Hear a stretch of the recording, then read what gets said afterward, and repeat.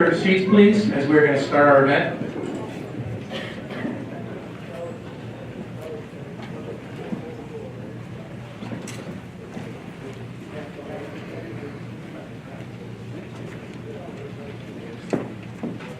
Thank you.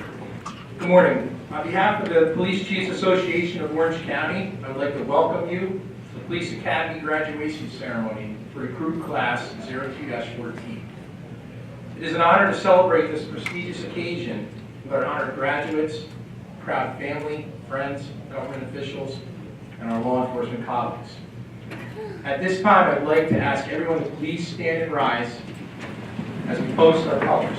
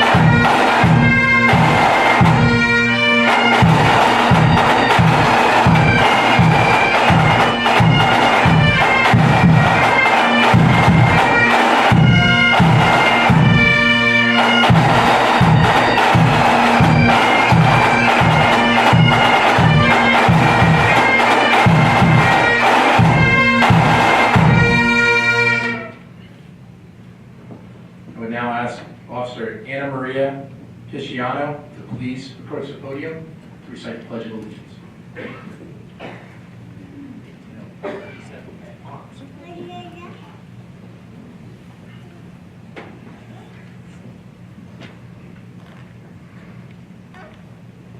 Two, three, set, who? Pledge allegiance. To the flag of the United States of America, and to the republic for which it stands, one nation, under God, indivisible, with liberty and justice for all. Order, who?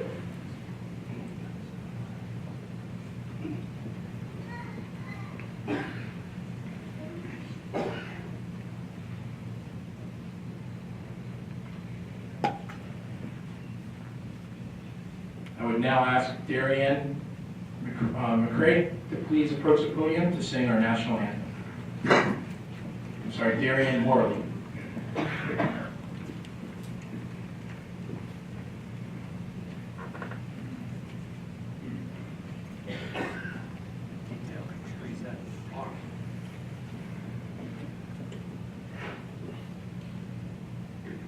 Two, three, set, who?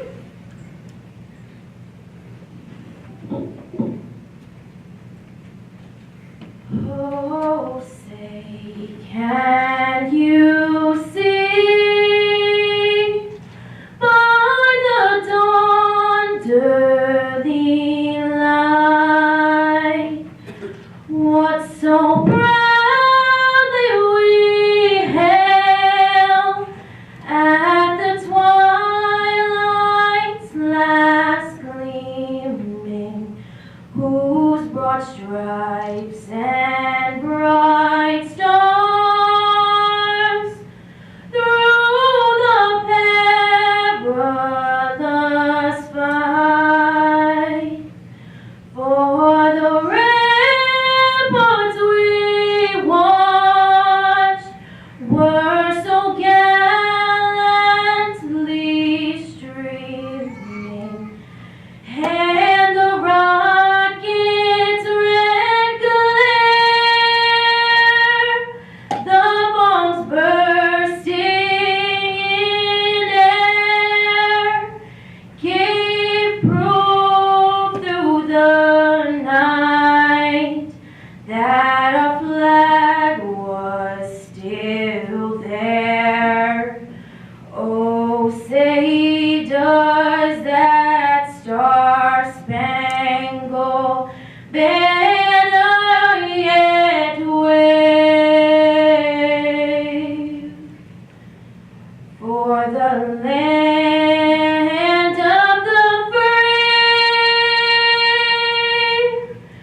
and the home of the brave?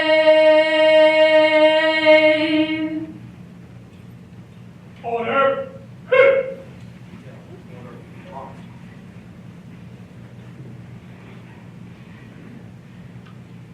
I'd like to now turn over the podium to Father Bill Scafidi for the invocation.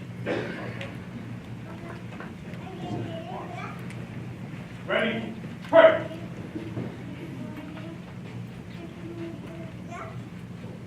My dear friends, let us pray from Psalm 145.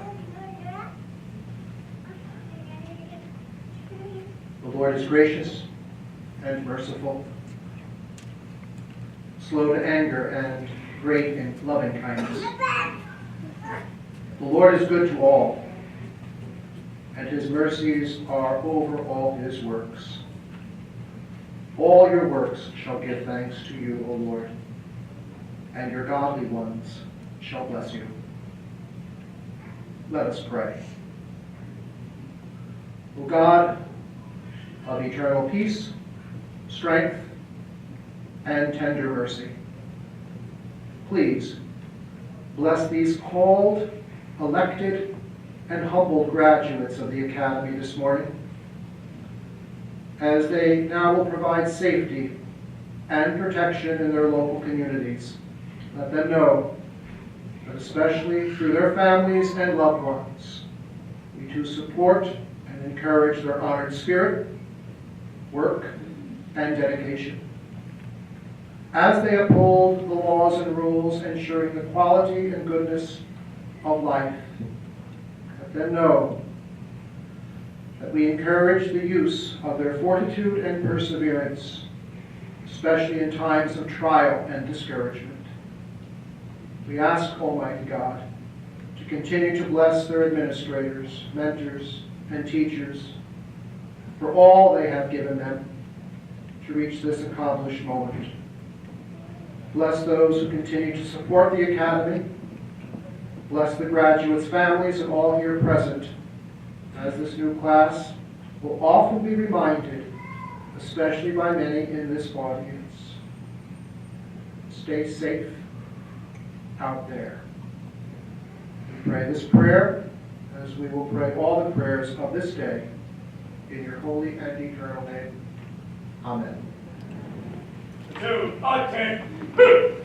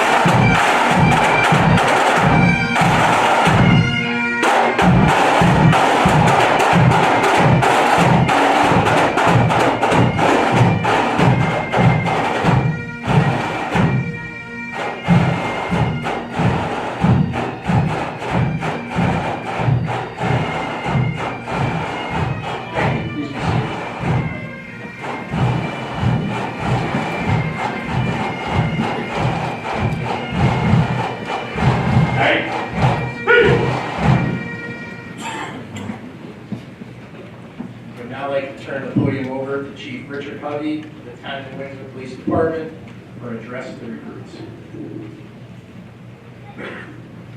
Thank you, Chief. I'd like to welcome everyone here today. Welcome to the town of New Windsor. This is a very exciting day for all of us, and I have to say it's exciting for me as well. Although I've attended many graduations throughout the years, this is my first graduation as Chief of Police in the town of Windsor, and I'm very proud of that. I'm very proud to be here.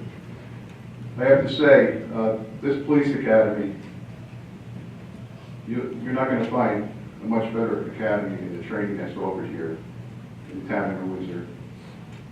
I have to give credit to First Sergeant Pier.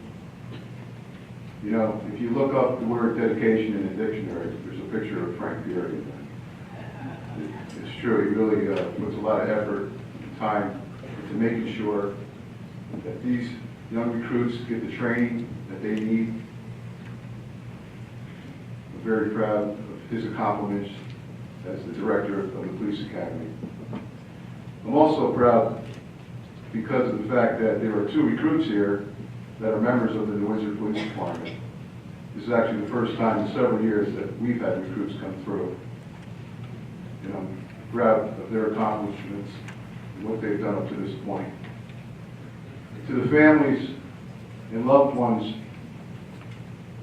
of these recruits, I know during all this difficult training, there was a large demand put on these recruits, and I know that you as family members had to deal with that as well, and I know you had to make sacrifices. And I commend you and I congratulate you for helping them through this process. To the recruits, you've come a long way, but you're just beginning. You've done well. You need to continue your training, which I'm sure you will. And most of all, you need to stay safe. Always remember, at the end of the day, you need to go home to your families. Always be alert. Do your best. And always be aware of your surroundings. I congratulate all of you. I wish you well. Good luck in the future. Thank you.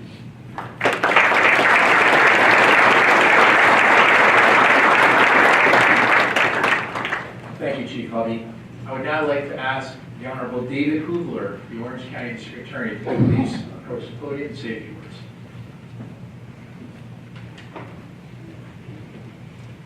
Good morning and welcome to Orange County.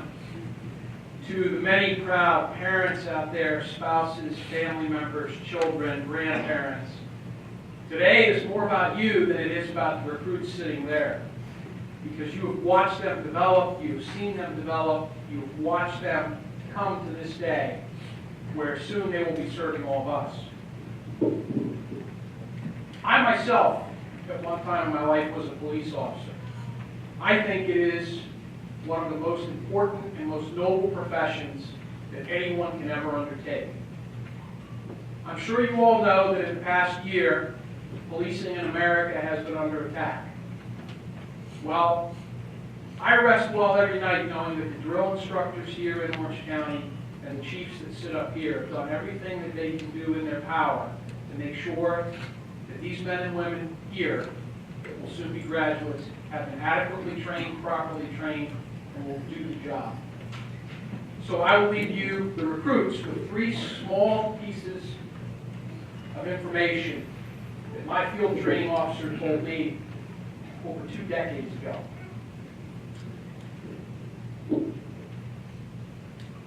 He said, make sure you always treat everybody fairly and the same.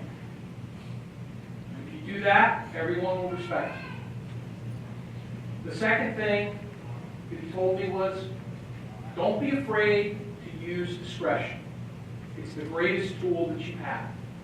Not every person needs to get a ticket. Not every person needs to be arrested. Sometimes using your discretion can remedy a situation. And finally, use force when is only reasonably necessary.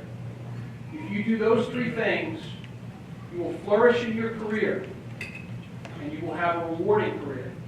But most of all, you will make sure that all of the individuals in this room, all of the individuals in this county and the communities that you serve are kept safe. Congratulations, Class 02 of 14.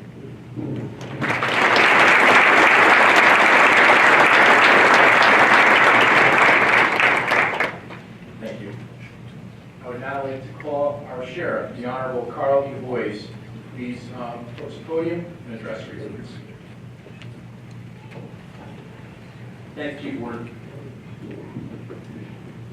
Morning to graduates, honored guests, clergy, government officials, Police Academy staff, chiefs, family, and friends. I am honored to stand here before you today to congratulate Session 0214 in their completion of the Orange County Police Academy. Sergeant Pier, drill instructors, again, we salute you for a job well done. Class 0214, ayes. I am a firm believer in education at any level, for any vocation. After becoming a police officer in 1974, I realized after a few years that if I wanted to make a difference, I should seek as much training and education possible. Policing over the last 40 years has become a profession where in most cases a college education is now a basic requirement. Before the entrance exam, before the police academy. It serves as a foundation for all that you have learned here, what you will learn in service and from the day-to-day work experiences. Police work is unique and it is ever evolving. I never thought 40 years ago, when going through the Rockland County Police Academy, I would be getting daily briefings on terrorism, nor did I think that I would still be learning formally and informally. One lesson I can give you now is to take one word out of your vocabulary. Complacency. It has no value in 21st century law enforcement. Remember, there are two constants in law enforcement: change and training to keep up with that change. Training to be prepared. Most important in our world after September 11, 2001. Along with your training, you will also employ many tools of the trade during your career. Firearms, handcuffs, flashlights, radios, computers, cell phones, GPS, among many others. Your intuition, character, compassion, among other personality traits, are also your tools. These tools are not technology, but tools you can develop through training. Clear and concise communication will be the cornerstone to carry out your duties. Here are a few suggestions. Leave a person better than when you found them at their worst. Managing people during a personal crisis or circumstance requires patience and encouragement. Assist them on the road back. That personal touch makes a big difference. Use words and tone that are conducive to compliance. Yelling and screaming displays weakness and a lack of control. Along those lines, do not be condescending and don't allow your personal feelings to interfere. Your confidence and concern will be diminished. Conducive to your impact on others is your method of delivery. Be confident in your message and you'll convince persons in your charge. And don't fall into that age-old trap of what uniform someone else wears. Believe me, sometimes it still exists. You are all police officers and equals. As recruits, you have come together and are successful as a class. If you're alone and in trouble, help doesn't dictate the uniform or what the card reads on its side. If it does, we're in the wrong business. In any case, always take the high road. Now that you head out onto the street and beyond, don't settle for mediocrity. Mediocrity is doing just enough to get by. When you get a chance, if you haven't already, take a good look at your badge with the New York State seal that displays the word Excelsior, meaning more lofty, ever upward. Strive for excellence. Excellence will be recognized and stands way beyond mediocrity. Americans, especially New Yorkers, are known to be at their very best when times are at their very worst, and that applies to all of us. In closing, remember to look sharp and keep that uniform crisp. Again, congratulations. Be careful out there. Thank you.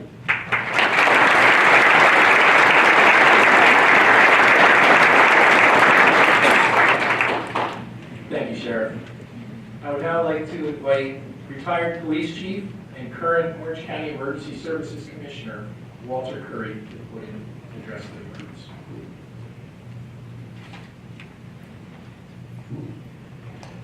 Thank you very much, Chief. Good morning, everyone. How are we doing today? It's so great to see a wonderful turnout that we have today. This is probably perhaps one of the largest turnouts I've ever seen at an academy graduation. And whether you were a parent, a mother, a father, an aunt, an uncle, a grandmother, a grandfather of our graduates today, it's nice for them. I can tell you, being in their seat a good number of years ago myself, it's very nice and good for them to know that they have such a support group that they can lean upon at times when they finish their tour of duty and have had a particularly bad day on the street. Those days do happen occasionally, and it's nice to have the support of loved ones behind them. To our graduates, congratulations to all of you. We're very proud of you from the Department of Emergency Services. You've gone through a good number of weeks of training, basic training, but training nonetheless. Some of the best, as Chief Hovey stated, some of the best that you will receive at this level in New York State. You've learned that a job of police officer is not only one of enforcing state and local laws, but consists of many different tasks, because a police officer, as he responds to calls for service, be they serious motor vehicle accidents, they will perform as EMTs or basic life support members, taking care of the injured until the arrival of the ambulance. Or if they get called to a domestic argument, they'll act as a family counselor to try to resolve the matters. Or worse than that, should they get a call for a child abuse complaint, they serve as a child protective service member in perhaps even withdrawing the child from that family because the situation there is so dangerous. And some of the worst, perhaps, situations, most difficult that you may find yourself in, is knocking on the door of a residence at 3 o'clock in the morning to tell the parents sleeping inside that their loved ones will never come home again.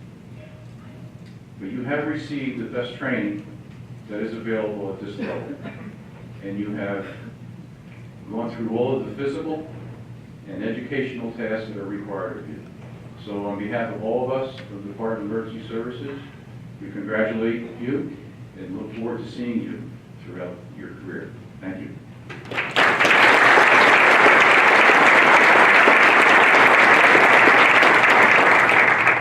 Thank you, Commissioner. I would now like to turn the podium over to our keynote speaker, the Honorable Senator William J. Blair.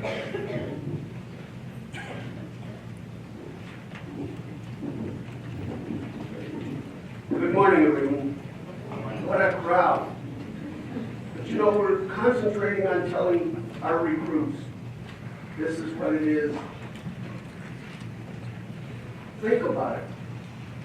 All these people who spoke before me, I thought about part of that. I thought part of that. And the recruits are saying, and I hope it's quick. But here, think about it. You were selected by your communities to come here.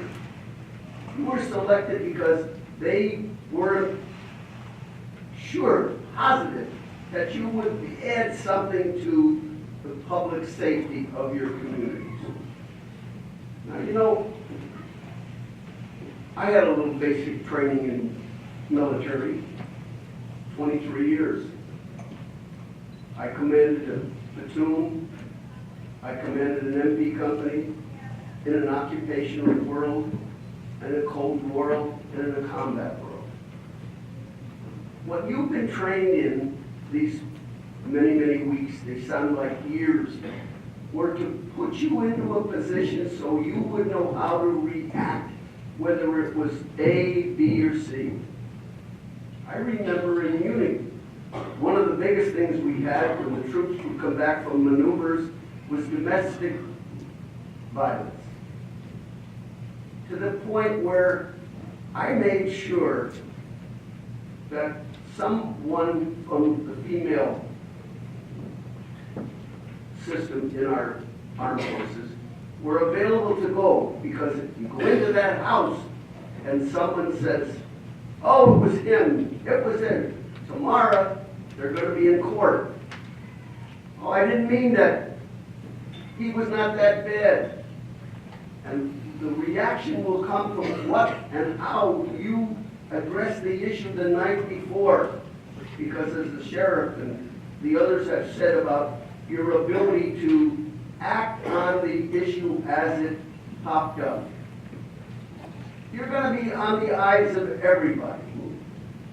I remember the mayor of Munich saying to me, you know, your MPs are nice. I said, well, I guess he hasn't been given any bad luck out there. But the point about it is that the troops were well trained. The troops respected the other troops. And the dealing with the foreign country.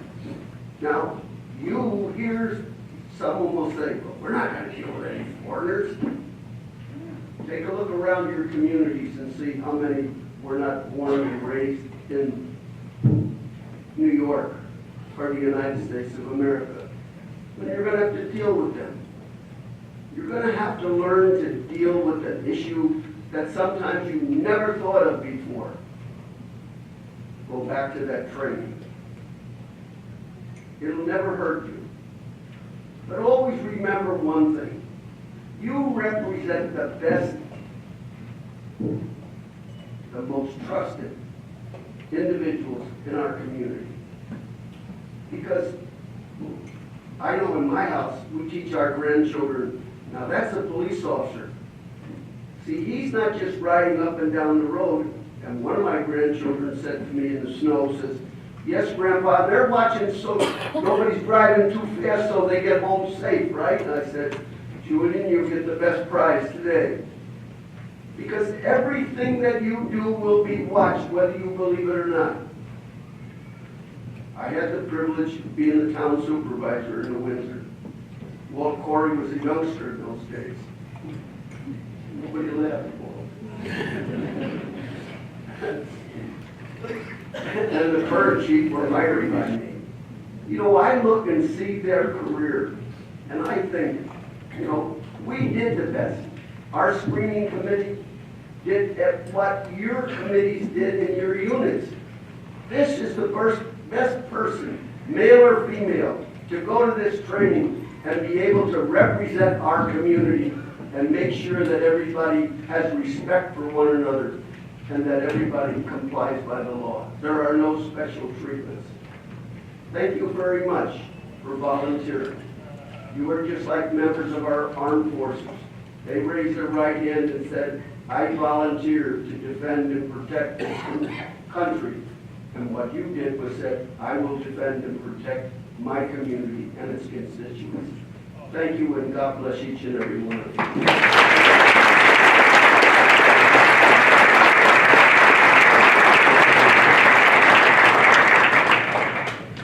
Thank you, Senator Larkin. I would now ask First Sergeant Frank Pier, please approach the podium and address the class.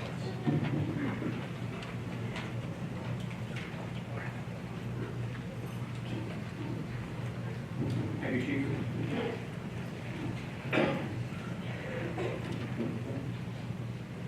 Good morning, and welcome to the graduation ceremonies of Class 02-14 of the Police Chiefs Association of Orange County Police Academy, Basic Course for Police. For those of you who don't know me, my name is Francis M. Pier. I'm the first sergeant at the Town of Windsor Police Department and have the distinct honor of being the Academy Director. I am both humbled and honored professionally and most importantly personally to be here as director for this class. This class represents my 13 class recruits, the 15th in our New Windsor location and 16th overall here in Orange County. This academy, with the support of the men on the stage here, gives us the opportunity to train our officers locally, utilizing our very diverse and expert instructor pool right here from our area. In fact, this graduating class has officers from Orange, Sullivan, Ulster, and Dutchess counties. Before I make some remarks, there are some people that need to be thanked, groups as well, because without them, the academy would not function. This is in no particular order, and I'm sure somewhere along the line I left somebody out, so I apologize ahead of time. To my new boss, Chief Richard Hovey, Over the years, using as Deputy Chief, Chief Hovey was there to support the Academy. I thank you, and I thank you for your kind words. Recently retired Chief Michael Biasotti, Supervisor George Green, and the Town of New Windsor Town Board, who was always looking out to make sure the Academy is functioning. The Police Chiefs Association, especially the Executive Board, these outstanding group of people constantly check in to make sure that the Academy has all that it needs to train our officers. Senator Larkin will always make sure that somewhere along the line, he makes sure that we need what we have, we get what we need, and he's always there for us. We thank you, Senator. On the most graffiti state of our church, who I always call on Thursday for Friday graduation, thank you for coming. Sheriff Du Bois, your staff, and your instructors who are always there to train. Commissioner Corey, my former chief, still looking young, thank you for everything. Deputy Commissioner Craig Cherry from Orange County, the Acting Commissioner of the Department of Mental Health, Darcy Miller, who was instrumental in allowing our recruits and our in-service to receive crisis intervention officer training, first time ever in New York State that a police academy received it, and that was just recently. District Attorney Hoover and his staff, who not only come to teach the basic course for our in-service, we thank you. Our county executive, Mr. Newhouse, Orange County Stop DWI, our Orange County Medical Examiner's Office, the New Windsor IT, Buildings and Grounds, Sanitation, Recreation, and Highway Department, who keeps us functioning, the Bellevue Fire Department, who allows us to use their premises, the New Windsor Volunteer Ambulance Corps, the Color Guards from the Orange County Sheriff's Office, the Middletown Police Department, Port Sheriff's Police Department, and the Crawford PD, thank you for coming. Our drill instructors, who I'll talk about a little later, who actually make the academy tick. I'm a paper pusher, that's my job. You'll see the size of these gentlemen, they make things happen. And of course, my family, my wife, recently retired Detective Leslie Pier, and my daughter Rebecca. It's bad enough that for 23 weeks you have to listen to my stories. For 23 weeks you have to listen to 2 versions of stories. So we thank you very much. Before I go any further, I'd like to take a moment and recognize members of the armed forces who are here today. They provide the freedom that we have, the freedom that allows us to simply enjoy a police academy graduation. There are 2 members of Class 02-14.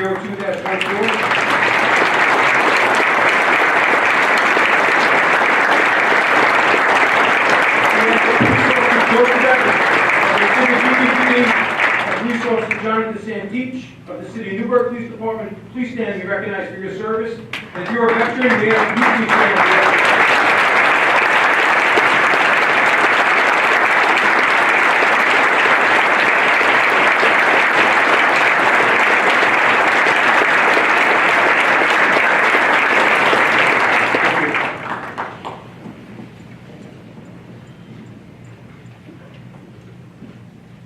When I decided to address you, our invited guests, especially the family and friends this morning, I realized that one thing would have to be done. I would have to write some things down, as I wanted to say so much about this new group of officers. In the past, I've often felt comfortable coming to the podium and relaying the stories about the graduating group and how their time was at the academy. Please don't get me wrong. I've always been extremely proud of all the past academy recruits who graduated here and went on to serve their communities. Each and every graduating class has left their own imprint on the academy and the staff as well.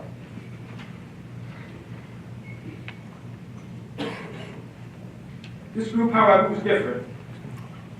I found myself making sure I wrote down the remarks, since there was so much to say, and I didn't want to miss anything that stuck out for the 23 weeks that we took this journey together.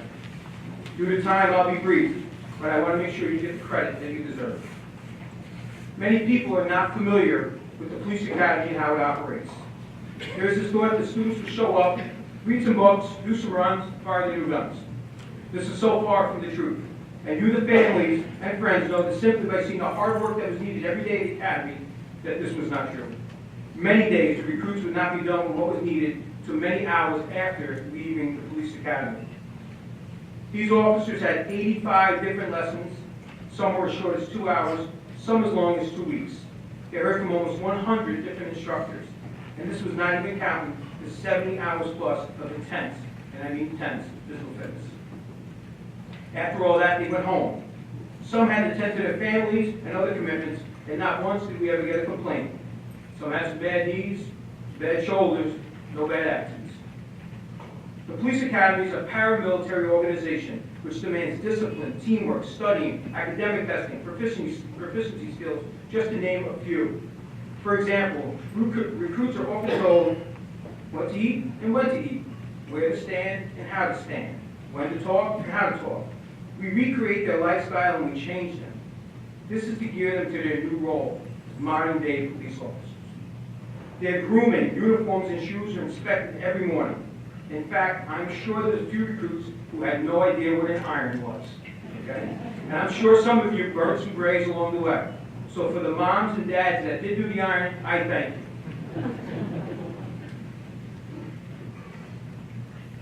So far, those who think you know how hard the recruits work, this is just a sample of what they had to put up with. From the beginning, I, as well as the staff, saw a teamwork approach by all of the recruits. It was apparent that they were prepared and looking to make their mark on this academy. They wanted to be that modern-day police officer. And as the days turned to weeks, we saw the best teamwork ever displayed at this academy. A genuine concern for each other, and caring for each other in the process. We can only imagine if they cared so well for each other, how well will they serve their community when they graduate. If someone had a problem with a run, someone had a problem with an academic lesson, a classmate stepped in. Someone had a question, a classmate stepped in. If someone struggled, there was a classmate to pick them up along the way. And not just one classmate, the whole team.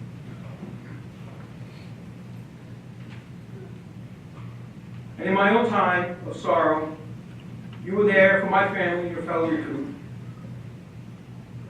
And I will not forget that as long as I live. And I thank you again publicly. You lived early by the creed of no man is left behind. We didn't teach you that. You came with it. You see, you have to be a good person, someone of good morals and good standing to be a police officer. That you learned at home. And your high standards, you came with that. We didn't create that. We just taught you how to display it. You see, they were trained to be modern-day police officers, ones who know the demands on them both physically and mentally. And they were willing to sacrifice so much to make sure they would be part of this process and be present here today on your proud graduation day. And you are now here with your families and friends, and you're graduating. And the feeling inside must be great, as I also feel excitement and very proud of each and every one of you for your hard work. Monday will be a different day for me. There'll be no recruits in the hall, no drill instructors to greet you, no reciting of the Academy Code of Conduct. It will be quiet. I will miss you all dearly. Don't come visit. I'll be fine. I'm often asked if I have a great favorite group, because one class is better than the other. Well, that's my secret, and I'm always going to keep that. But I'll leave you with this. Class 01.15 reports in a few short weeks. I can only hope that they have what you officers display. If they do, they have a large task ahead of them passing the bar that you set. It will be a challenge for them, I can assure you that. We will ask you now to go forward, to be great ambassadors for this career in law enforcement you have chosen. We ask that you become a true reflection of what a police officer is and the department that you represent. We ask that you take pride in your shield, your department, and your community. In this class alone, we have one recruit who remembers when he won the DARE Award from Detective Pier in Temple Academy. I won't say many years ago, I give him trouble. We have one recruit who remembers when Detective Sager was on patrol and stopped to play football with him. And we have one recruit who remembers as a school security guard, he talked to a student, now they're both in the same police academy class. Someone asked you, well, maybe you made the decision on your own to take this profession. Make them proud. Make us proud. Make sure that you are a true reflection. I thank you from the bottom of my heart for your hard work and commitment. When a speaker ends, sometimes he quotes somebody of importance, a president, a CEO. Today I'm going to take an opportunity to quote the fictional character, Detective Andy Sipowicz, of the TV series NYPD Blue, which was on in the 90s, so the recruits don't remember it. In the third season, Detective Sipowicz sits in a car eating lunch with his son. He says that this is not something routine, but they should still be observing. His son has taken an opportunity to appoint the Hoboken, New Jersey Police Department. And as he sits with his son, he simply says to him the four things a good beat cop should know: people, places, the things they do, and the times that they do it. And he asks him to repeat that back to him. And hesitantly, his son says, people, places, things they do, and the time that they do it. With a nod of approval, they continue to eat their lunch. You see, ladies and gentlemen, we can't sugarcoat it. The world is a changing place. And these recruits lived through a horrific situation where two police officers simply eat their lunch for assassinating. And then they watched on TV as police officers standing guard for someone who had the right to say their speech were gunned down in France. It's going to be a tough road for all of us. Pier is joining you in watching our own son go out on patrol. But rest assured, they are well trained. They are ready to go out there. They will be good beat cops. At the end of the episode, we see Detective Sipowicz walking with his son one more time. This time he asked him, what are those four things a good beat cop needs to know? There's no hesitation. He simply says, people, places, things they do, and the time that they do them. He gives his son a nod of approval, and he says, take this job serious. These folks will take this job serious. I watched them for 23 weeks. I'm confident. And then he says, have a few laughs on this job. And we encourage you to have a few laughs, because we will see some negativity. Not at the expense of others, but enjoy yourself. It's a fantastic job. And on behalf of everyone here in law enforcement, I want to welcome you all to the law enforcement family, what I believe is one of the greatest jobs in the world. Thank you.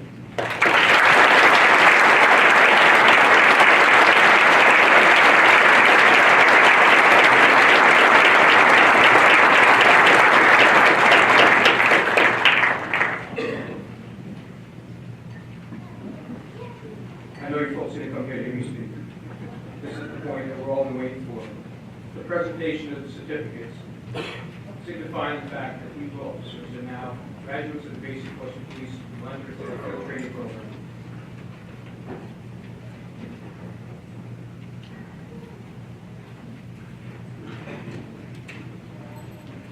One of the things that we did this class is an opportunity for some officers to go and train themselves. And then they have to return to a police academy to receive additional training before they become certified. This was the first time that this class ran what was called a phase 2 training. And I thought it was only appropriate that the officer who spent time with us be recognized for his hard work as well. But first I'd ask Chief Thomas McGovern of the Warwick Police Department to say a few words.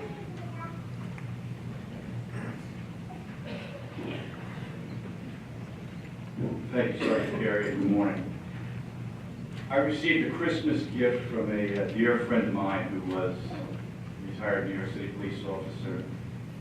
I really didn't have a flagpole to display it on, so I thought there is no better place than here to show support for law enforcement, and especially for officers lost in the line of duty just within the last few months. And I would be happy to present this to Sergeant Pier. It's a flag of the blue line to show support for law enforcement, and I would ask that the recruits in the next few classes include their tab all by you know, they can make this with the colors of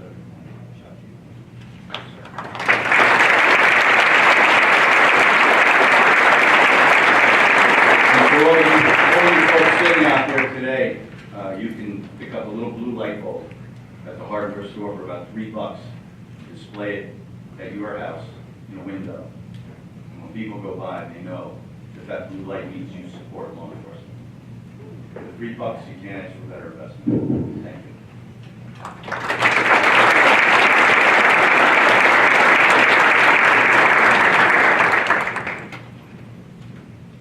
We'll begin.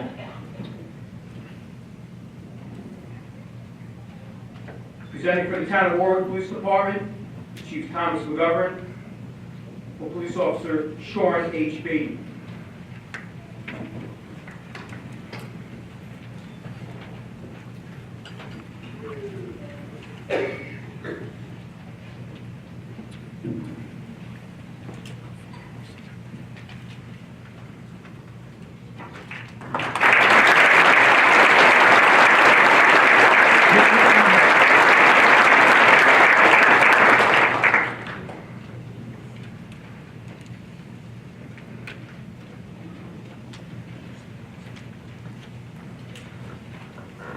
presents the certificates for the recruit class 02-14 for the last 23 weeks of the police academy.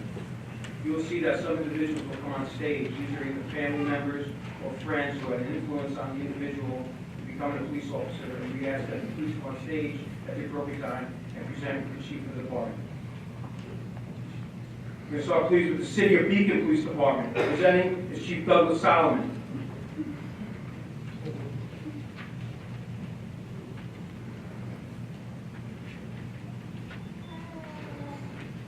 Presenting with Chief Solomon is Detective Thomas Keith of the Town of Poughkeepsie Police Department for Police Officer Joseph M. Evans.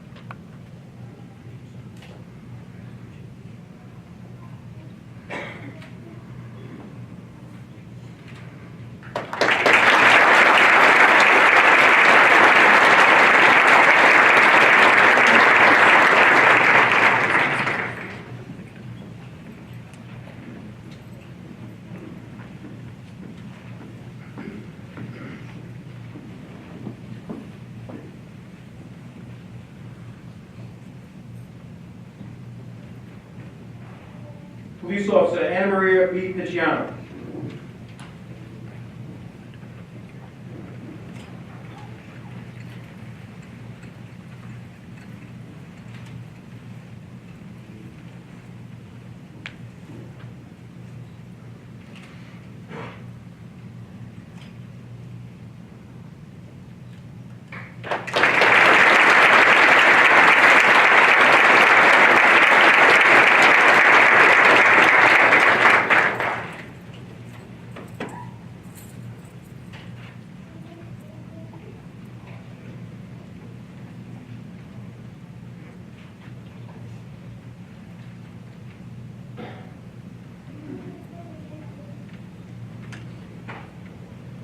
Presenting for the Town of Crawford Police Department is Chief Dominic L. Blasco.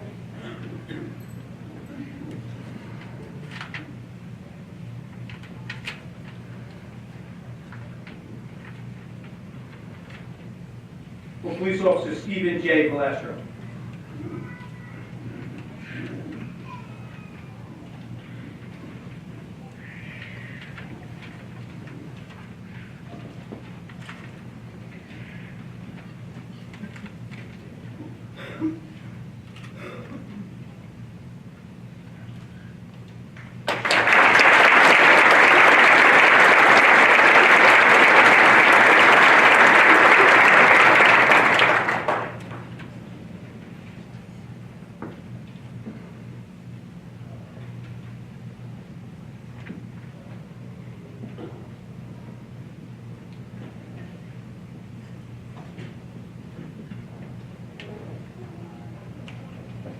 Presenting for the Village of Liberty Police Department is Chief Scott King.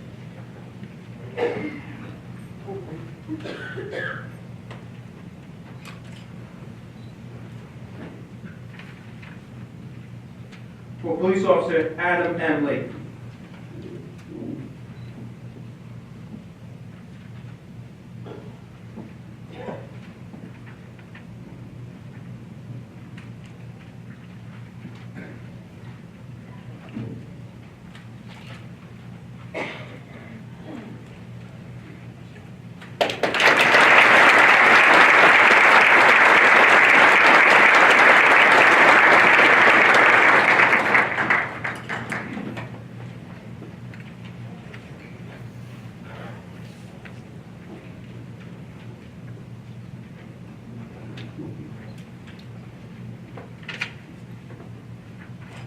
Presenting for the Town of Mount Hope Police Department is Chief Paul J. Ricard.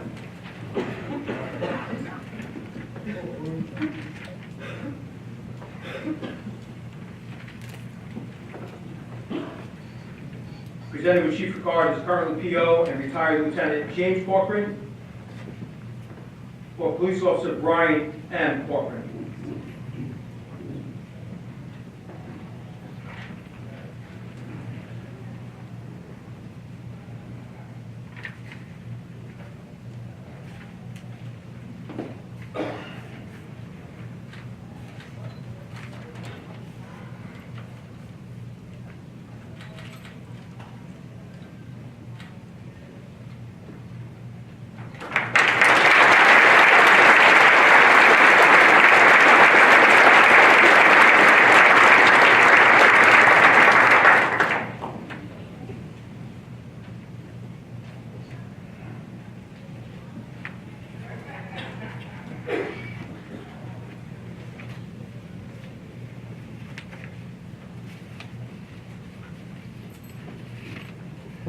Presenting for the SUNY New Paltz Police Department is Chief David Dugatu.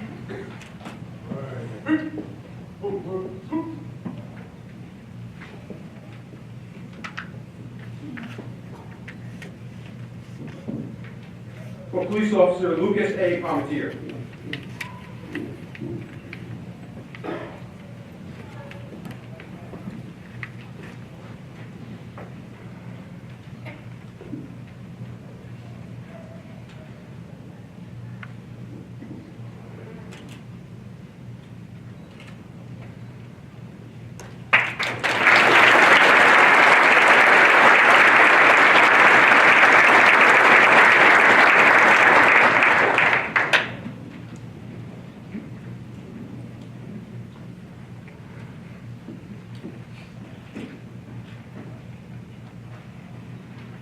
Presenting for the Town of New Windsor Police Department, Chief Richard S. Hubby.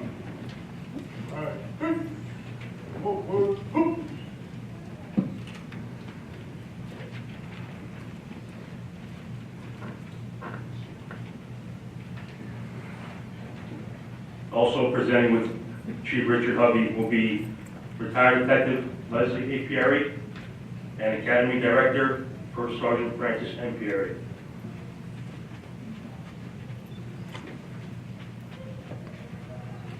Officer Francis A. Pier.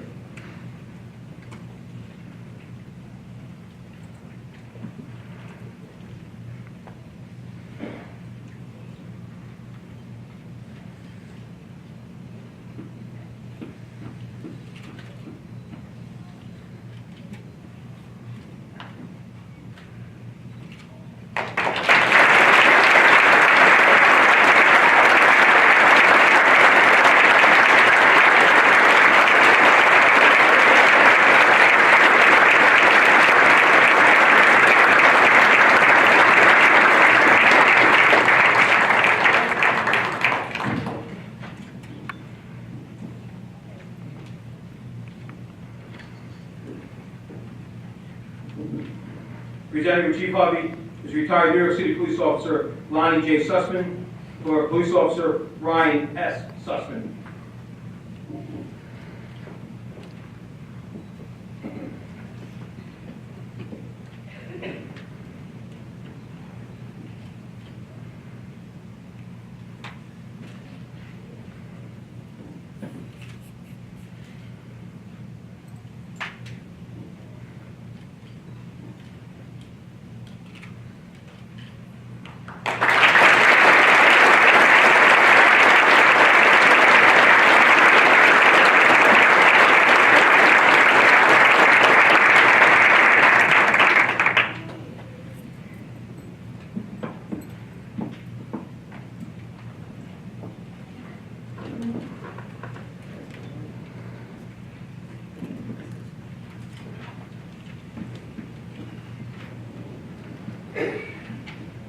Presenting for the City of Newburgh Police Department is Acting Chief Daniel Cameron.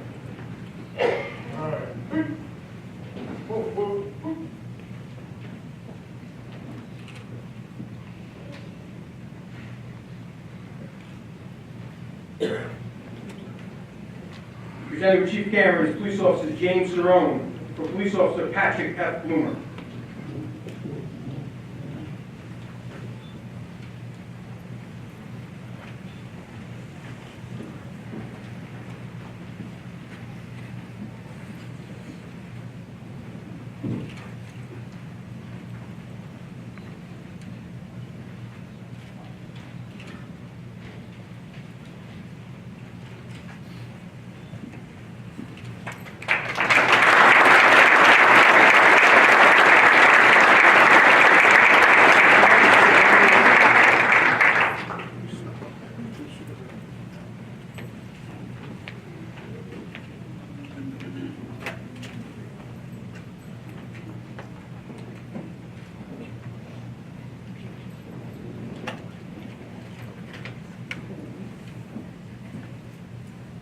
Police Officer Jessica A. Brooks.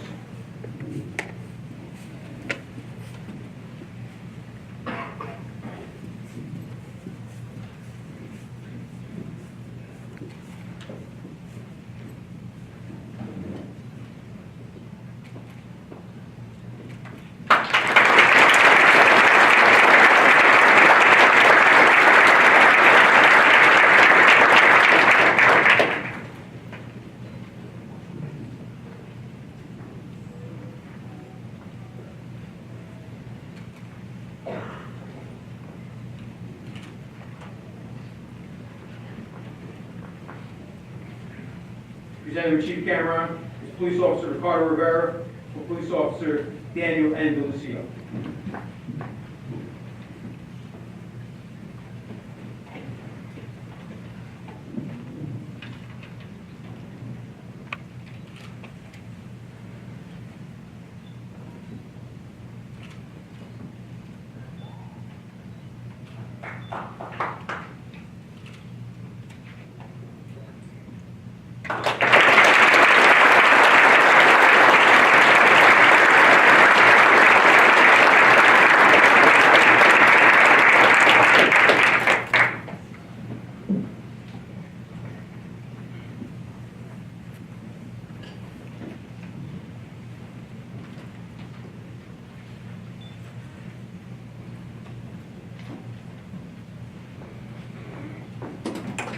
Presented with Chief Cameron is retired Police Officer Frank Perella of the City of Middletown Police Department for Police Officer Timothy G. Lucci.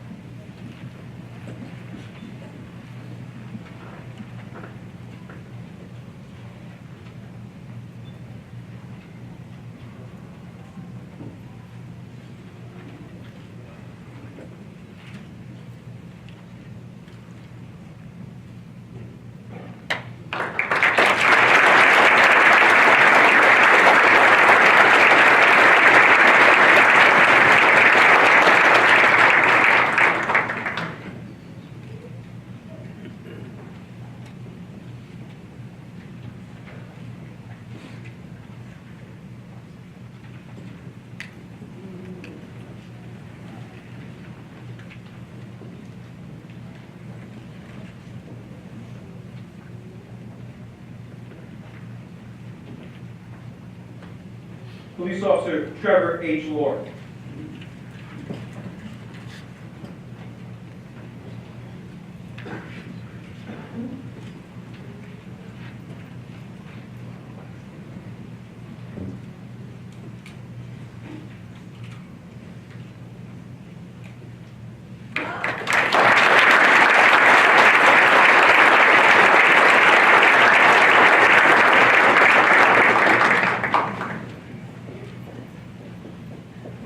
Presenting with Chief Cameron is Police Officer T.J. Kalin.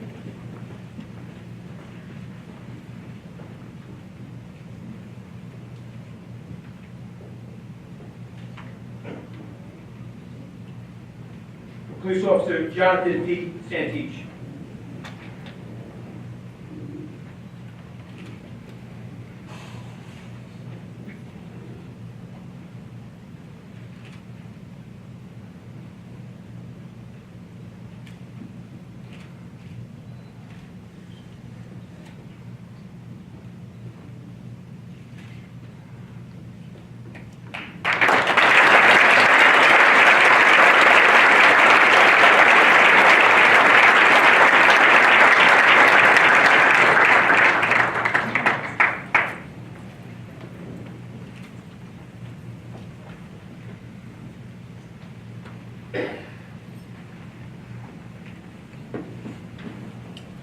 Presenting with Chief Cameron is Police Officer Joseph Shannon of the South Niagara Granbury Police Department and Detective Sergeant Michael F. Shannon of the Orangetown Police Department.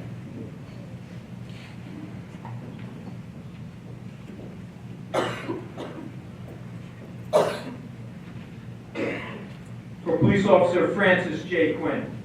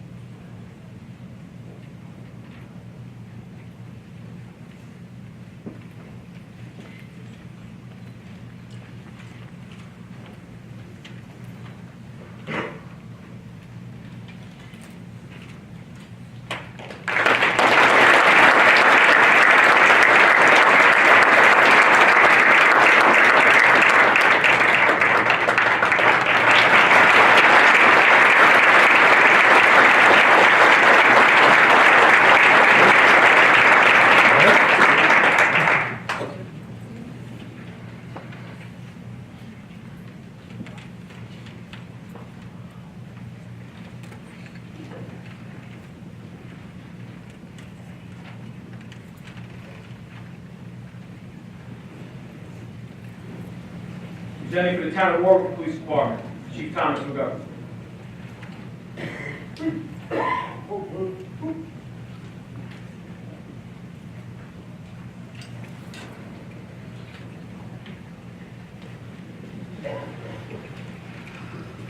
For Police Officer Chase J. Class.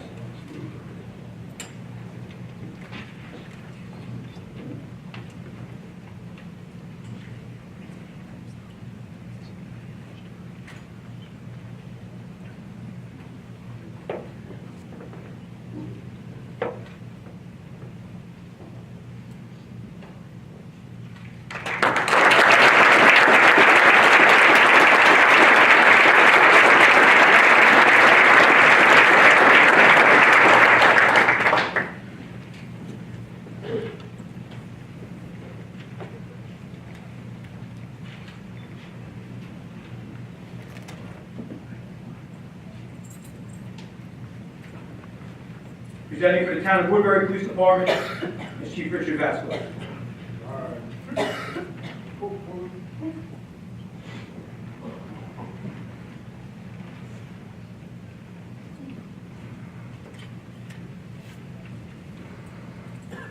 For Police Officer Joseph A. Iorio.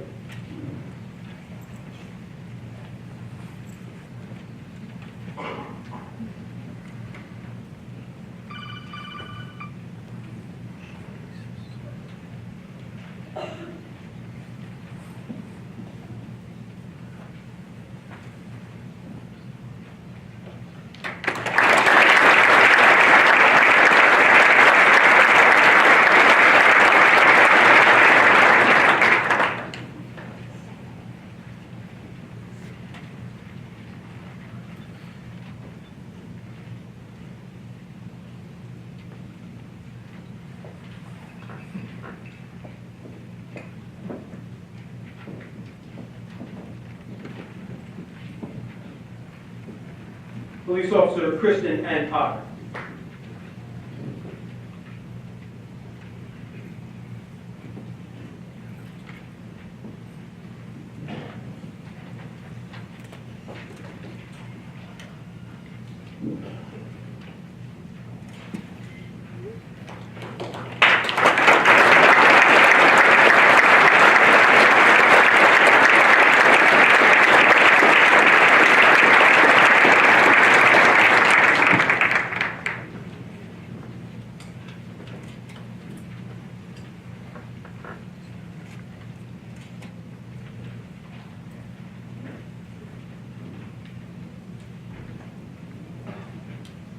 And if we could, please, just one more round of applause for our graduates.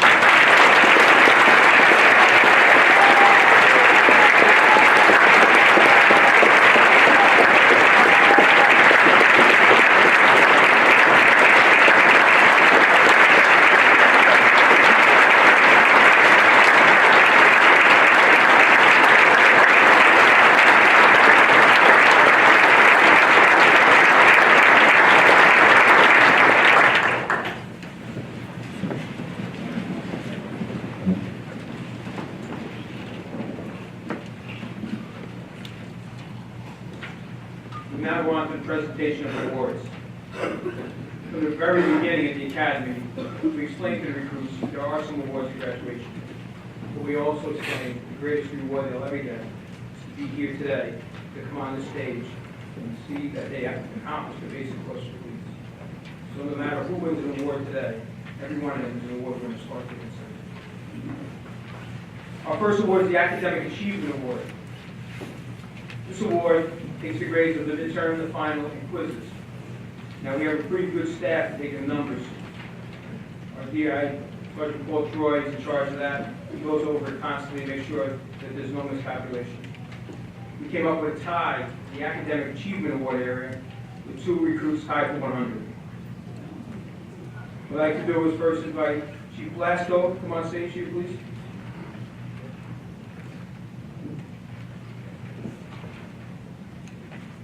The first Academic Achievement Award winner is Police Officer Stephen J. Velastro.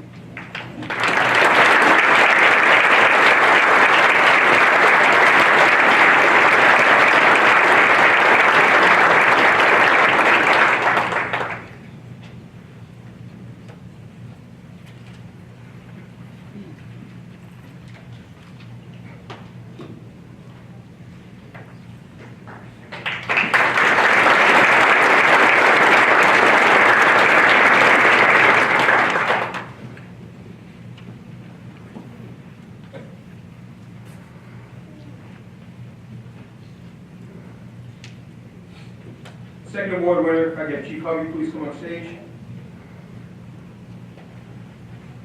Police Officer Francis A. Pier.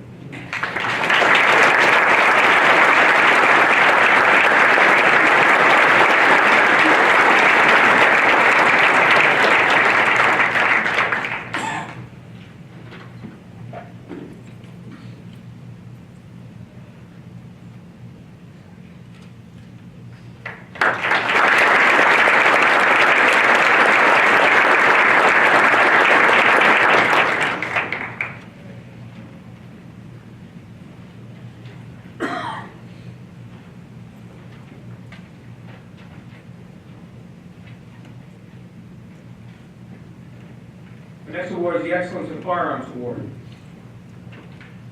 It's minimum that the recruits have 40 hours of training.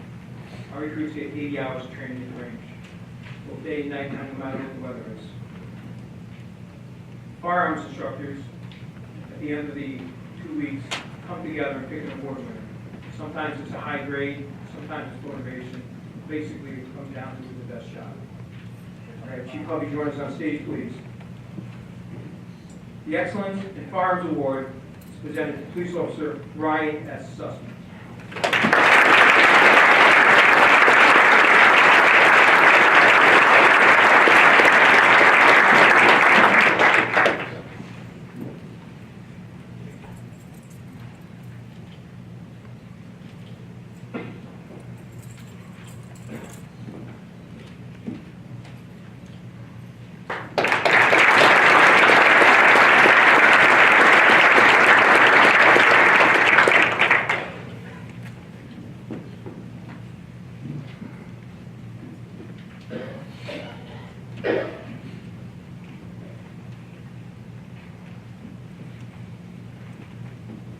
The next award is the Excellence in Defensive Tactics. And again, some of the best officers trained in defensive tactics, not only from Orange County, but from the area, come to train our recruits. Again, we give double the amount of time as required. And at the end of the day, I'm sure some of your families know, when they came home, they were kind of beat up, tired, repetitive, constantly, but it's going to make them safer. We had a hard time choosing this award because the defensive tactics instructors were very impressed by all of the recruits and their efforts. So we asked the recruits to anonymously put names in a hat, pick somebody that they thought might be the person who should win the award. And I'm happy to say that the recruits, as well as the Defensive Tactics Award instructors, chose the same award recipient. So Chief Vasquez, if I can have you come on stage, please, sir. The Excellence in Defensive Tactics Award is presented to Police Officer Kristen N. Potter.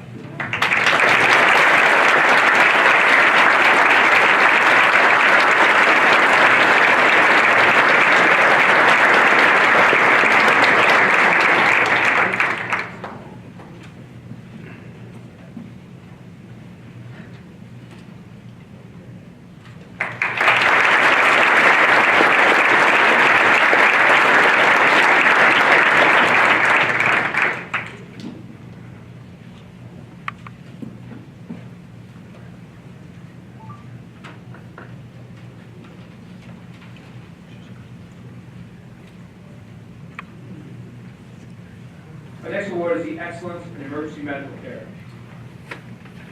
Years ago, this would have been a 1 or 2 hour block in the police academy. It now takes up 56 hours. Because as you know, officers now deploy with first aid kits, sometimes the size of suitcases, an AED, and Narcan spray. So not only on patrol, as our speaker spoke about, but they're ready to render assistance in case of a medical emergency. I have Chief Thomas McGovern join us on stage, please.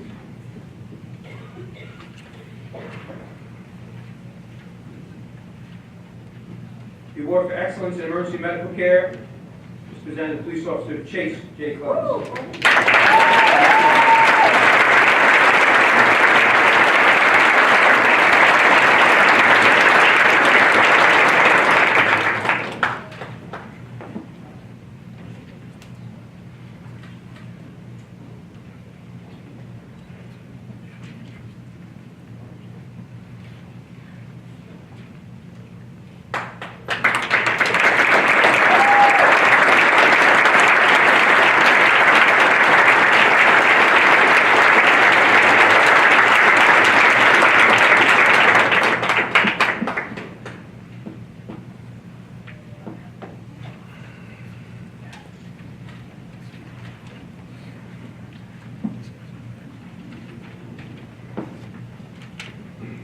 next award is Excellence in Physical Fitness.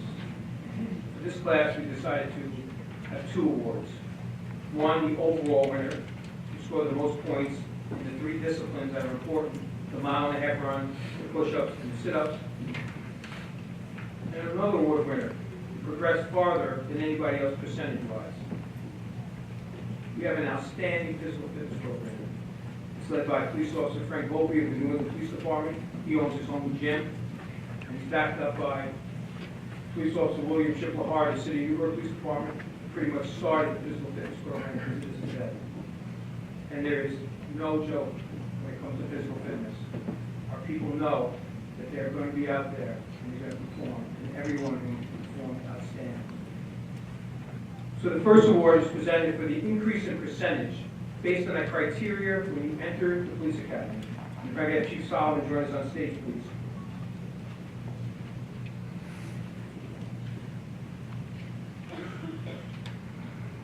The first physical fitness award is presented to Police Officer Anna Marie Picciano.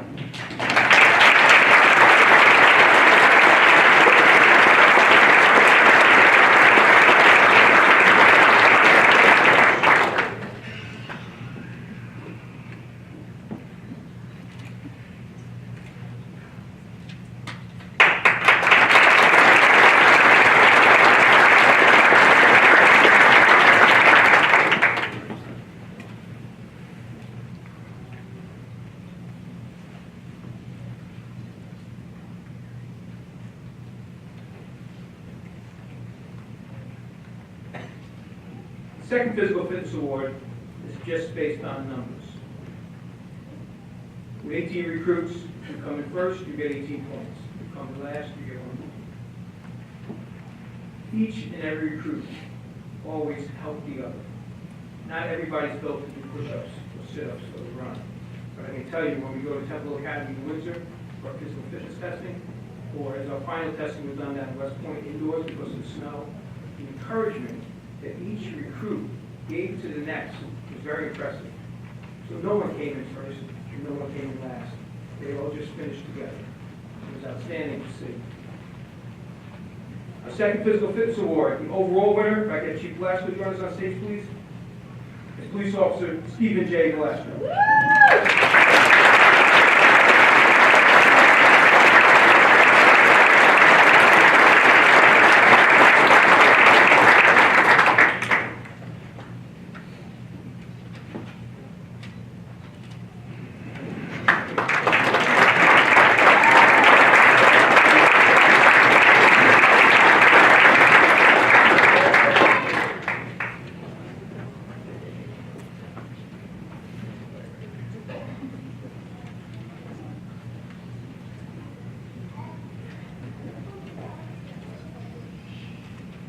Our next award is the Overall Achievement Award.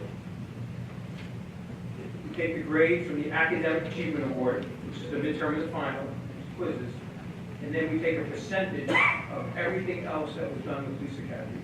For example, EMS, defensive tactics, firearms. And wouldn't you believe, we got a tie.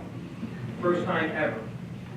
Tied at 99.16 for an overall achievement. We have 2 winners. First, if we have Chief Vasquez join us on stage, please.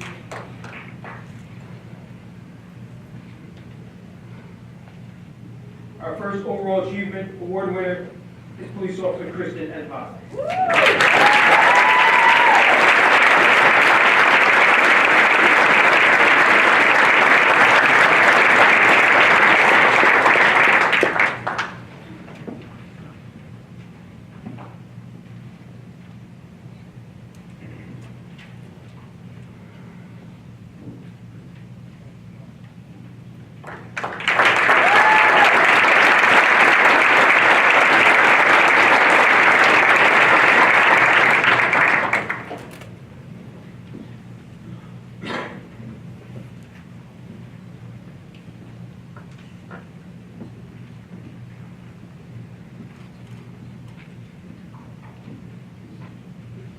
For our second award winner, I can Chief Hubby join us on stage, please. Our second overall achievement award winner is Police Officer Ryan S. Sussman.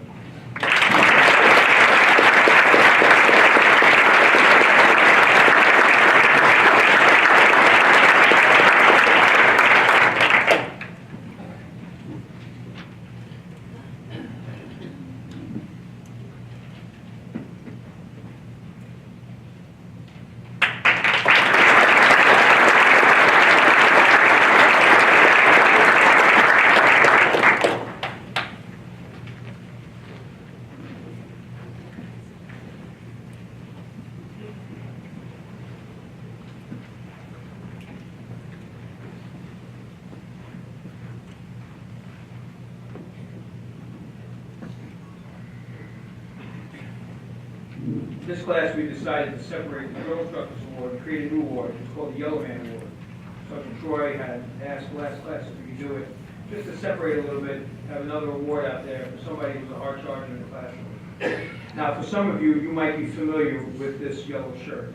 Moms are allowed in the house. No one wants to wash it. You see, we started awarding this in the first week of police academy. When it's kind of warm out. And we encourage the recruits to work hard at the shirt, so the next recruit would want it as well. There's one rule: you can't wash it. I didn't want to hold it. But it's amazing to see, week after week, recruits vying for that yellow shirt. We're happy to say that every one of them, somewhere along the line of the 23 weeks, won the shirt. And we polled the class as well. I'm sure they knew what we were polling for. Who's in there? Who's the silent one? The enforcer, as we said. The one that they call DI, drill instructor. But nobody in the drill instructor staff would acknowledge that. Chief Kenny, if you could join us on stage, please, sir. The first ever Yellow Man Award winner is Police Officer Adam Emily.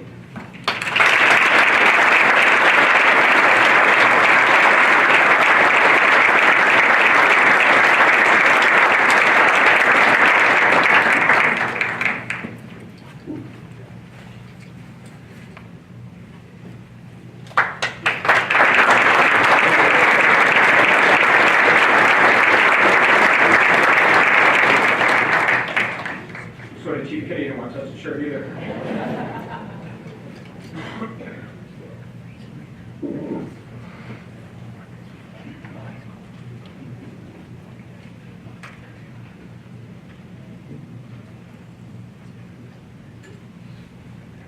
So much has been said about the police academy. If you look at the police academy, it's basically only a building. As I said, my job is to push paper. I like pushing paper. Can't get things done without a good staff, and that's what the drill instructors come in. We're so fortunate that chiefs in the area allow these individuals to come and take care of business at the police academy from day one right to the last day. The discipline that's portrayed by these officers is because of the drill instructor staff. Not get the job done without them. The days that they're not there, I'm usually lost. I want to introduce them before we give out the drill instructors award and have the police come on stage and be recognized for their hard work. Our chief drill instructor, Detective David Lee from the Monroe Police Department. He has 21 years of service. He has 15 academy classes under his belt. He's a former United States Marine, and his specialty is teaching special needs. Our senior drill instructor is Police Officer William Chip Lahar, City of Newburgh Police Department. 12 years of service, 21 academy classes under his belt. Some days I can't get things done unless I have a Chip there. For the Crawford Police Department, Sergeant John Avery, 21 years of service, 5 academy classes under his belt.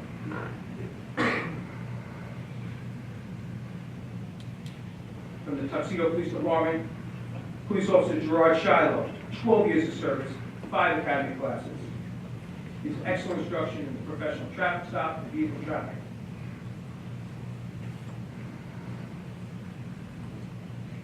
A physical fitness instructor / drill instructor is Police Officer Frank Volpe from the New Windsor Police Department. 12 years of service, 5 classes, and he makes them work hard.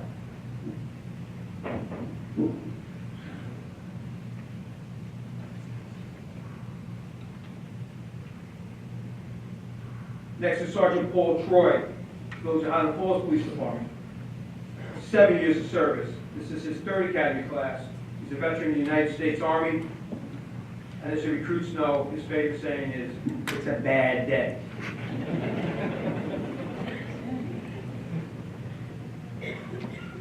We brought 2 new drill instructors on with his training. The first is Police Officer Thomas Gleason of the City of Newburgh Police Department. 17 years of service. This is his 1st academy class, and he did an outstanding job. Officer Gleason is also a physical fitness instructor and a defensive tactics instructor, and assisted in both of those areas.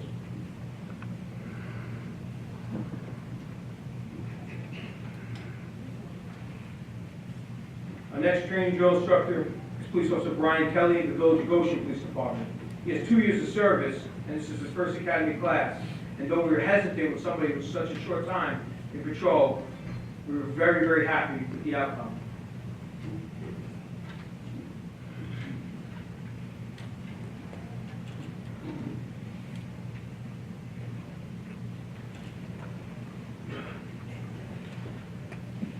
The Drill Instructors Award.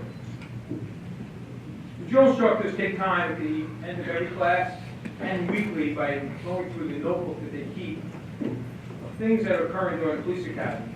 Sometimes these gentlemen are very, very busy. They might not get there for a week or two, but they always check in and they always check the notes. We expect the award recipient of the Drill Instructor Award to step in when the drill instructors are not there, and also to step in when the director is not there. We want somebody who makes the decisions, and those decisions are accountable to that person. Because anybody who's a platoon sergeant knows during the course of the 23 weeks, if there was a mistake, you paid for it, not the group. So they joined you, basically it was your fault. This recruit was instrumental in supplying study guides for his fellow colleagues, held the platoon sergeant's position at the end of the academy for the last 10 weeks or so. If I could have Chief Hovey join us on stage, please. The Drill Instructors Award is presented to Police Officer Francis A. Pier.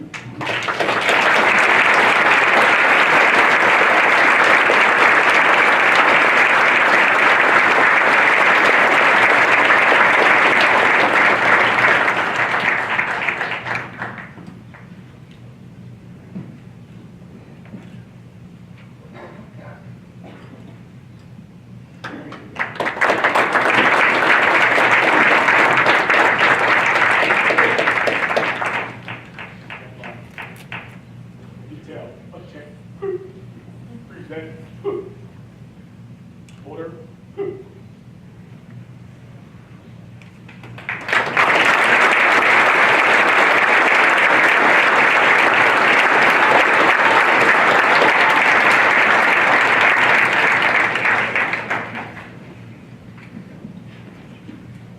I just want to mention that Detective David Lee will be stepping away from the police academy for a little time. Newly promoted, getting married, doesn't need the police academy, but Dave, I wanted you to know in front of everyone how much we appreciate your hard work over the years. Dave was a drill instructor before I came to the academy. He's been with me ever since. I appreciate his time, I appreciate his guidance, I appreciate the arguments we've had, but not only the drill instructors have to keep the recruits in line, someone has to keep the drill instructors in line. That was Dave's job. So we thank you very much for all your service.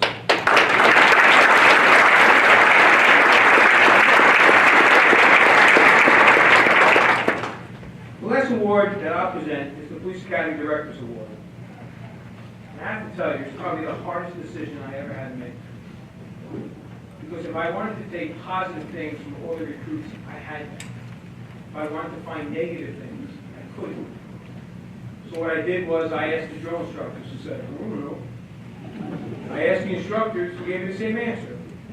I went home and asked my wife. She gave me an answer. I talked to myself. I got the same answer. I really didn't know who that standout was because they were that good. And then I thought of a time when we promote somebody to platoon sergeant, somebody who displays a bearing, a degree of professionalism. We put them in that position to lead the other recruits. And actually, when they start to get them really room where they want to be, we fire that person. And we put somebody else in the position. So something stuck out during that firing process. One of the recruits, who was doing a fantastic job, was fired as a platoon sergeant. And somebody else took over. When the next person came in, that person had no military background, didn't know how to march, didn't know all the commands, was learning them as they went along. This person stepped in to take over. No chip on the shoulder, no fanfare, no complaint, simply knew that he had had his role, and now his role was to somebody else, and he was going to train that person. To me, that's what stuck out the most during this class. That, to me, put that person over the top. Chief Cameron, if you join me on stage, please, sir. The Police Academy Directors Award is presented to Police Officer Jonathan T. Santich.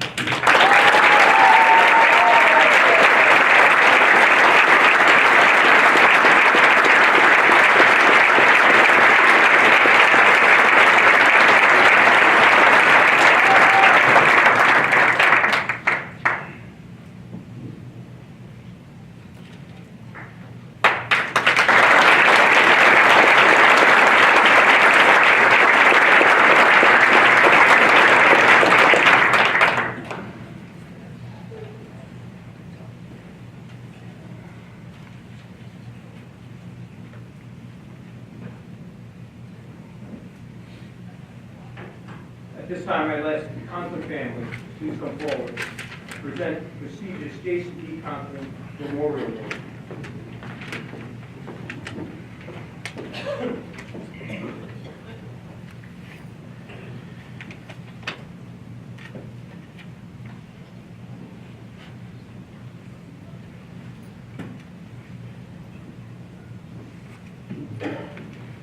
Good morning.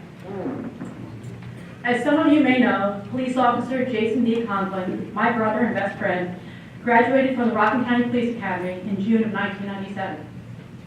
2 months after his graduation, Jason died in the line of duty. Jason had a dream of becoming a police officer and worked hard to make it a reality. He attended the academy during the day and worked at IBM at night as a security officer and at Tuxedo Park Police Department as a dispatcher to pay for his own tuition, uniforms, and books. Jason loved the academy and the challenges it brought to him. The harder the drill instructors made him work, the more he enjoyed it. The purpose of the Police Officer Jason D. Conklin Memorial Scholarship is to give someone with Jason's character and motivation the financial assistance they need to follow their dream and become a police officer. To date, we have given out 103 scholarships.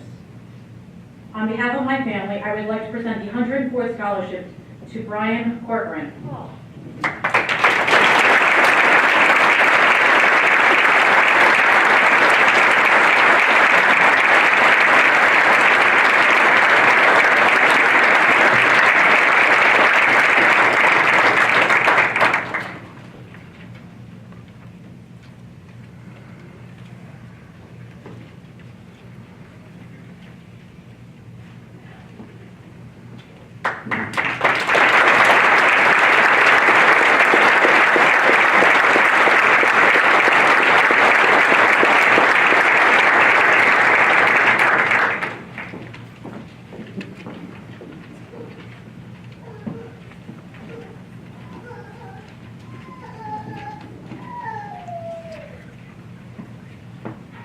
Congratulations, everyone.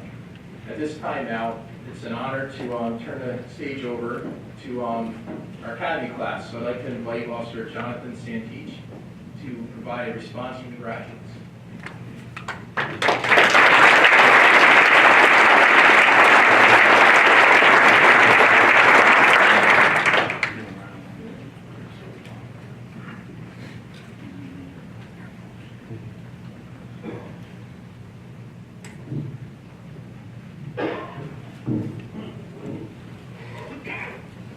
Thank you, Chief Ward. Good morning, police chiefs, sheriffs, clergy, honored guests, family, and friends. Thank you for joining with us today as we celebrate this great moment in our lives. As First Sergeant Pier made recognition earlier, on behalf of Class 02-14, I would like to thank all military members, past and present. It is by your service and sacrifice that we are able to be in a position to take care of the home front, and for that we say thank you. Family and friends, you played a key role throughout the journey to today. Prior to any of us knowing that this was our calling and career path, you were there. You've kept us in a positive direction and on a correct path that has allowed for the successful completion of background investigations. You've had a direct impact on the confident men and women we have become. You believed in us when we started taking tests to enter this career field. You encouraged us as we responded to canvas letters. You picked us up and reminded us to keep pushing forward as we read numerous rejection letters, and you rejoiced with us as we received acceptance to our departments. You woke us up in the morning, and in some cases literally kicked us out of bed and made sure we were present each and every day for more training. You listened to us as we recited penal and vehicle and traffic law. You sacrificed your wrist as we practiced compliant cuffing over and over and over. You let us borrow your limbs as we experimented with different defensive tactics, moves, and combinations.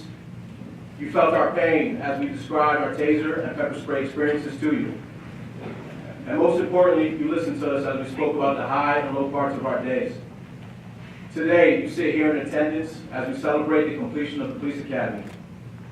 You've known us prior to the badge, and you still will be with us long after the badge. Thank you again. To the Orange County Police Chiefs Association, we thank you for your support and allowing us to attend, train, and learn at the best police academy in the Hudson Valley. To the town of New Windsor, thank you for hosting the academy. Chief Drill Instructor Lee, Senior Drill Instructor Lahar, and the entire drill instructor staff, we thank you for your time, patience, guidance, corrections, firm and structured atmosphere you maintain for us throughout our time at the academy. It takes special individuals to participate and lead in the transformation process of non-law enforcement personnel to the law enforcement professionals that are seated here today. From our morning inspections to our workout sessions, to the classroom drill instructor hat-off conversations, it is evident that our well-being, safety, and success was and still remains your top priority. Thank you. To our group of extremely knowledgeable instructors, thank you for bringing real-world experience into the classroom setting, allowing us to have a comfortable environment where we can learn and ask questions, some of us more than others. And to the Academy Director, First Sergeant Pier, you are much more than a paper pusher as you often describe your role. You are the backbone and glue process. Many times, as we were leaving for the day, you would still be in your office completing paperwork and other tasks for the following day. We know that there were weekends you came in to make sure things were squared away for our upcoming week. You have worn many hats during this academy time frame, from coach to mentor to instructor and even father, literally and figuratively. You instructed us on a number of topics, but most no report writing. Who will be that? Thanks to you, we are capable of writing complete, concise reports, and although some of us lost valuable points on the midterm exam, the acronym NIATWI will forever be used and remembered. Another hat that was worn by you was that of enforcer, which came on a couple times, but unlike one October morning on the Hill with Senior Drill Instructor Lahar. For those of you who don't know what I'm referring to, I'll sum it up with the words grass stains. You routinely gave us our Friday afternoon, it's the weekend stay home briefing, so much so that Officer Quinn had to pick up the role and give you a break from it. On behalf of Class 02-14, I would like to thank you, First Sergeant Pier, for the time, dedication, direction, care, and guidance you have given us. September 29th was day one, a day that started extremely calm, welcome speeches from various people, lots of paperwork, and an entrance physical fitness exam. I just want to let the drill instructor staff know we weren't fooled at all. We knew something was coming our way, we just didn't know when. Amongst the confusion, push-ups, jumping jacks, flutter kicks, push-ups, and more push-ups was a sense of accomplishment. Although premature, the feeling came from the fact that we were in the building. We actually made it to the police academy. We knew that there were many men and women trying to make it to the very footprints that were painted on the ground that we were standing on. There was no doubt that we would be facing the next 23 weeks head on. Surrounding us that day were onlookers, ones that came before us. We knew that day would pass and there would be others like it, tough physically, mentally, and emotionally, but we had the mindset of day by day, week by week, month by month. Many of us downloaded countdown apps, and it became somewhat of a ritual for Officer Potter to give us a daily count of days left. For the past 6 months, we have been in a bubble, a land of make-believe, in the sense that things were censored and safe. Our exposure to risk factors was controlled by the drill instructor staff. Despite these facts, there were times that fear was actually present in the building. From the uncontrolled whisper of Lahar's in the building, Lahar's in the building, once his truck was spotted pulling into the parking lot, or the knots and stomach-turning feeling that we would get when we realized the black truck driven by a Yankee fan, evident by his license plates, which leads into a whole different story about paying attention to detail. Also known as drill instructor Troy was parked in the lot before we got there, signifying to us that it was going to be a bad day. This environment has allowed for the forming of a never-quit attitude and mindset. Despite what the current day brought, we all knew that we would be back the following morning for more.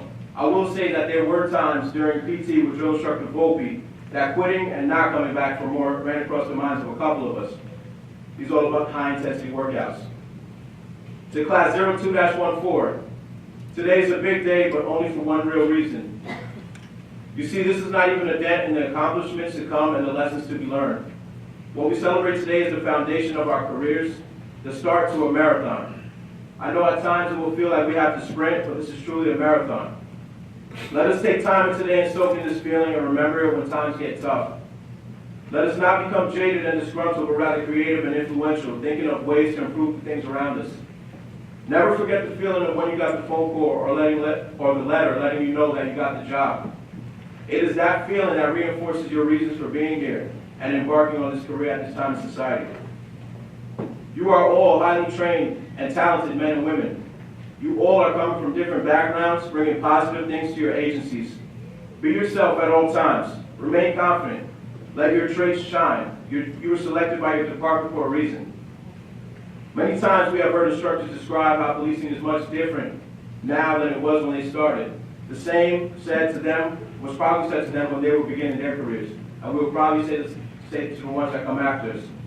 As we have recited many mornings, let us always strive to improve ourselves physically, tactically, and intellectually. Never be afraid to ask questions. The time has arrived for us to return to our respective agencies as police officers. Let us try to capitalize on the opportunities to have positive interactions with our communities in a non-enforcement status so that when it is time to enforce the law, our faces and voices are familiar. Drill instructor Troy recommended several books to us during the academy. One book that many of us read was titled The Gift of Fear by Gavin DeBecker. In this book, DeBecker harps on intuition, gut feeling, and listening to yourself. Class 02-14, stay close to that guidance and instruction. In closing, I would like to recite the policeman's prayer that was written on the back of our class t-shirts. O Almighty God, whose great power and wisdom embraces the universe, watch over all policemen everywhere. Protect them from harm in the performance of their duty to stop crime, robbery, and violence. We pray you help them keep our streets and homes safe day and night. We recommend them to your loving care because their duty is dangerous. Give them strength and courage. Protect these brave men and women. Grant them with your almighty protection. Unite them safely with their families after duty has ended. Amen. And congratulations, Class 02-14.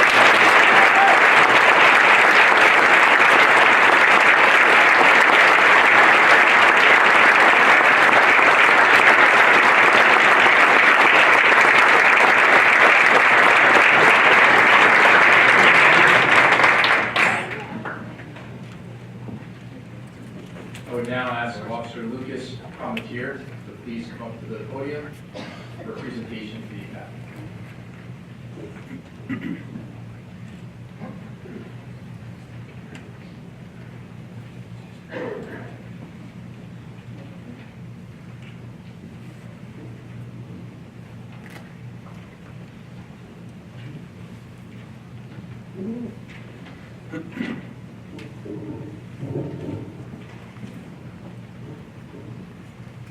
Good morning. At this time, our class would like to present a few gifts as a token of our appreciation of the time, dedication, and commitment shown by all people involved in running this police academy.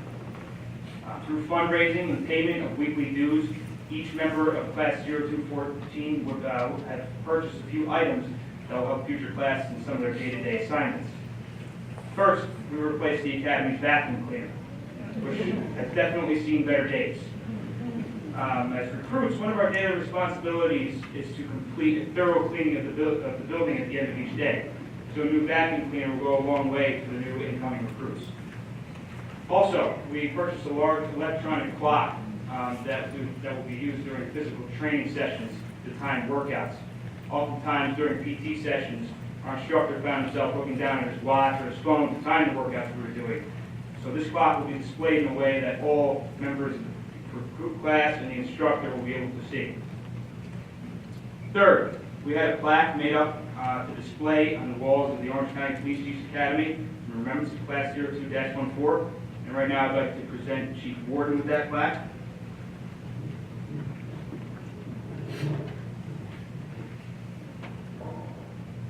Each academy class presents the academy with a plaque to remember them and kind of leave their mark on the academy, so we figured we'd do the same. We took a different approach to the next couple gifts. It wasn't easy to pick out gifts that we felt would accurately represent the faith, pride, and the training and education we received here at the Police Academy. Throughout our time at the Police Academy, we figured that we didn't want to just buy more stuff just for the sake of spending money.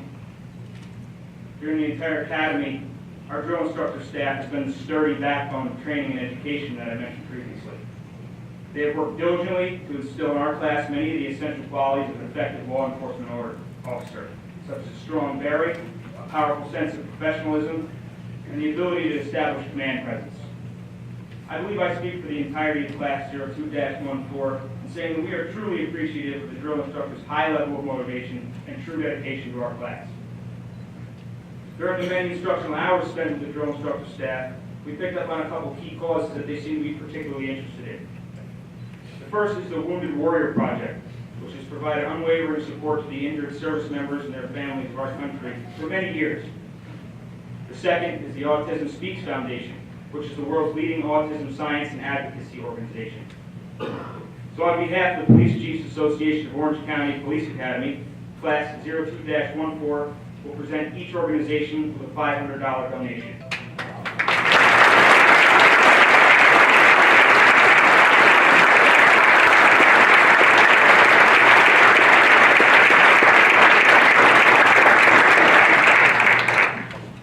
We saw this not only as a way to reach out and help those less fortunate than ourselves, but also as an opportunity to show the Academy staff how much we really and truly value the time they spent with us. So, in conclusion, Police Chiefs Association of Orange County, First Sergeant Pier, and all drill instructor staff, Police Academy Class 02-14 would like to sincerely thank you for all that you have done to make this experience possible.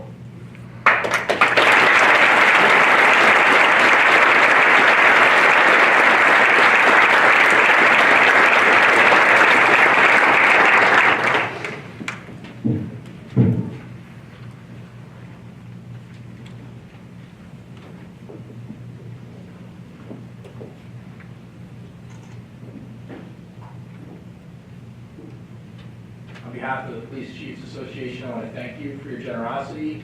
And I would ask now that we give you all a standing ovation for all your hard work and dedication.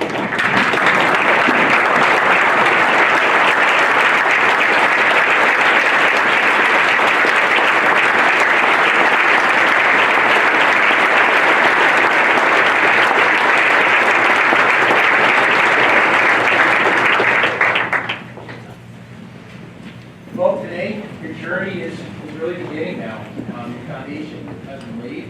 Each of you are going to leave here. You're going to become leaders in your communities. You have each chosen to accept a calling, to proudly wear a uniform, to risk your lives, and to serve and protect. Regardless of where you serve, what agency you work for, or what level of government, the expectations, demands that could be placed upon you, I can assure you will be great. You will be expected to protect our communities from those who cause harm. You can be expected to be positive role models for our youth and for our citizens. And importantly, foster justice, fairness, and hope. When others flee from danger, you will be asked to face it. You will see life at its worst and at its best. And you're going to be required to make split-second decisions and face challenges, adversity, and life or death situations while remaining calm and in control. And I am confident that you'll perform with great pride, respect, and professionalism. Remember, rely on your training and remain highly disciplined and vigilant throughout your careers. Remain uncompromisingly devoted to your ethics, your values, and your ideals. And never forget your oath, and that you are public servants. These values will help keep you safe and navigate successfully throughout your service. Today, our law enforcement family has grown, a family bonded together by courage, sacrifice, and a mutual commitment to justice and service to others. You have made a commitment to duty to be a public servant, a part of our nation's law enforcement team, and duty is the moral fabric and foundation of what it means to serve as a police officer. Congratulations, and may God bless and always protect you. I'd like to now turn the podium over to Father Bill for benediction. 2, 5 takes. Ready? Break.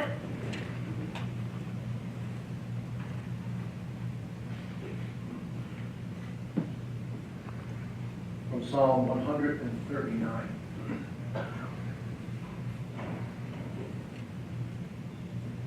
O Lord, you have searched me and know me. You know when I sit down and when I rise up. You understand my thought from afar. You scrutinize my path and are intimately acquainted with all my ways. Even before there is a word on my tongue, behold, O Lord, you know it all. You have enclosed me behind and before, and laid your hand upon me. We pray, Almighty God, eternal source of peace, you have been with us today as we have honored our graduates, police officers of this academy. Reach out to these graduates, Almighty God, with your protective hand. Please keep them safe in their work, to keep us safe and secure. Let them know of our prayerful, heartfelt support as they begin to serve in the capacity that you want them to. Now, my dear friends, police officers and teachers, as prayed, let us all pray the prayer that can be found on the inside back cover of our program.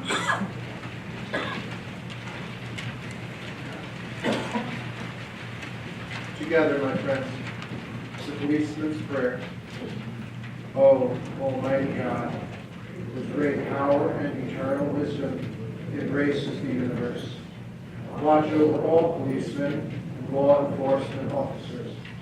Protect them from harm in the performance of their duty to stop crime, robberies, riots, and violence. We pray, help them keep our streets and homes safe day and night. We commend them to your loving care because their duty is dangerous. Grant them your unending strength, courage in their daily assignments. Dear God, protect these brave men and women. Grant them your almighty protection. Unite them safely with their families after duty's ends.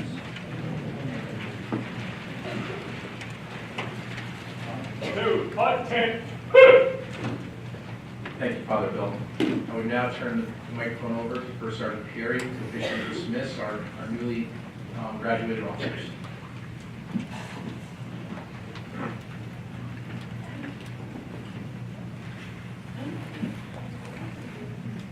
Chief Joseph Lee, for the last time, and with our thank you, you please dismiss Class 02-14.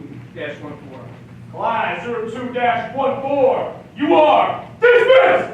Please call the